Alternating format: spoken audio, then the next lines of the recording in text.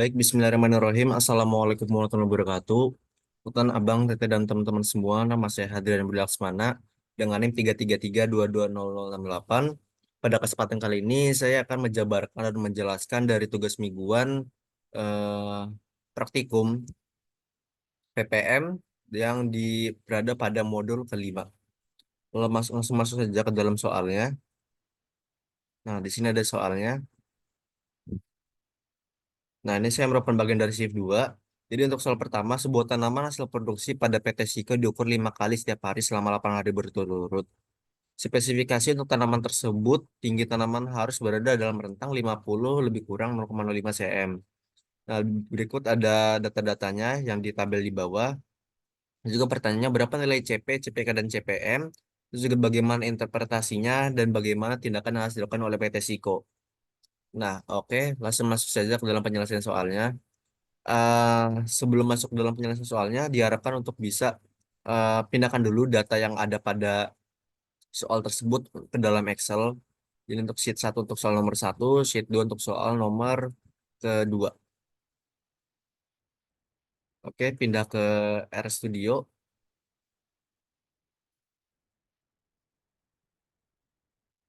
Nah, ini untuk R Studionya. Jadi langsung input aja buat soal-soalnya.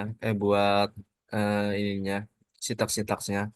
Untuk langkah pertama, yang pasti itu kita melakukan ini mengaktifkan packages dan menginput data. Jadi packages yang kita pakai yaitu dari Read Excel dan QCC sudah diaktifkan.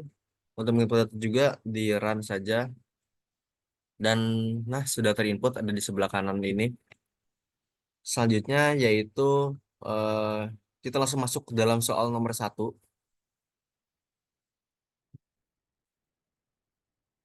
Nah, itu soal nomor 1. Jadi eh, kita harus menginput terlebih dahulu informasi data apa aja yang bakal dipakai. Seperti tadi kita kan melihat bahwa memang dalam rentang 50 lebih kurang 0,05 cm. Jadi informasi tersebut bisa kita anggap bahwa USL-nya itu 50 plus 0,05 dan LSL-nya yaitu 50 min 0,05 dengan target 50. Nah, ini kita run aja untuk ini. Sudah masuk. Terus juga menghilangkan kolom subgroup di mana kolom subgroup ini digunakan untuk agar kolom subgroup ini tidak terbaca saat perhitungan dari si soal tersebut sudah terhilang. Ini kayaknya ternyata 2 kali. Nah, selanjutnya yaitu melakukan uji kenormalan. Untuk uji kenormalan bisa dilakukan dengan dari memasukkan data tersebut dari X1, X2 sampai X5. Sudah input datanya, melakukan Shapiro test, itu uji normal. Nah, dalam uji kenormalan sudah terlihat bahwa memang eh, dari p-value ini itu sebesar 0,05109. Nah, hal ini bisa kita anggap bahwa ini bisa dilanjut karena apa? Karena memang dari p-value ini di atas 0,05. Jadi kalau misalnya di bawah 0,05 berarti tidak lolos uji kenormalan.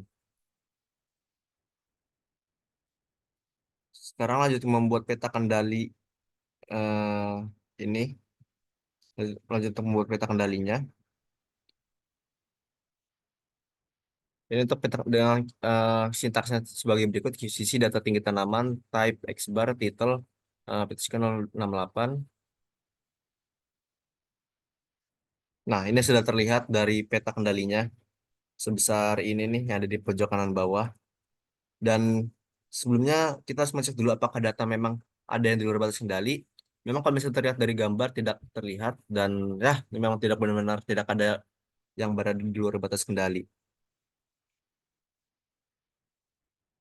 Selanjutnya, YAM itu menghitung kapabilitas dari proses.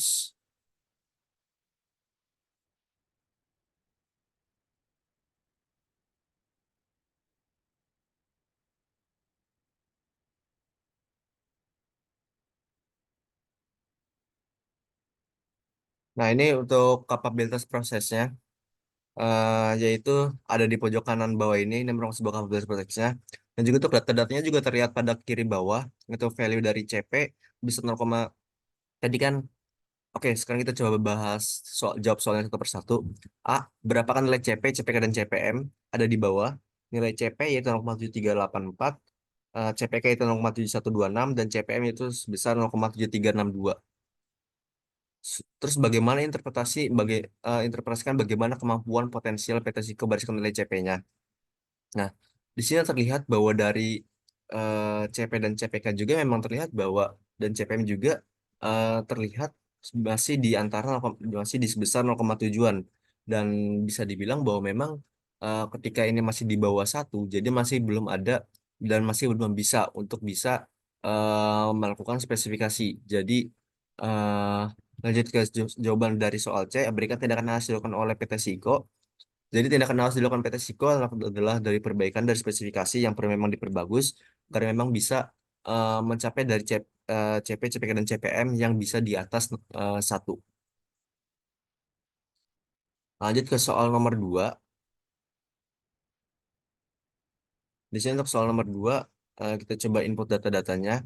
Nah, untuk langkah pertama yaitu memisahkan data dari Nadia X dengan Nadia dan X, terus juga dari Nadia Y, Nadia Z, Nadia Mega X, dan sampai Mega Z. Ini kita run aja. Ini sudah ke input buat data-datanya.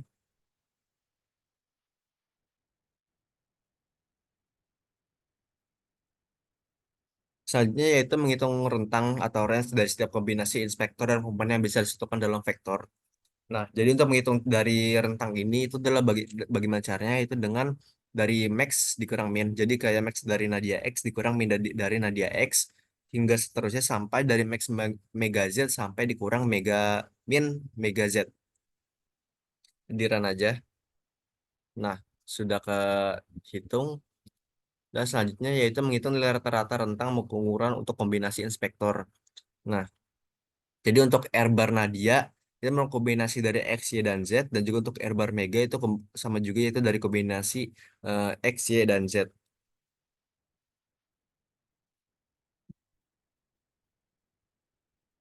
Nah, selanjutnya menghitung dari grand mean range dari nilai rata rentang tersebut. Nah, nah, bisa lihat bahwa dari pojok kiri bawah bahwa grand mean range dari nilai rata-rata tersebut adalah sebesar 0,08333. Untuk langkah selanjutnya yaitu eh,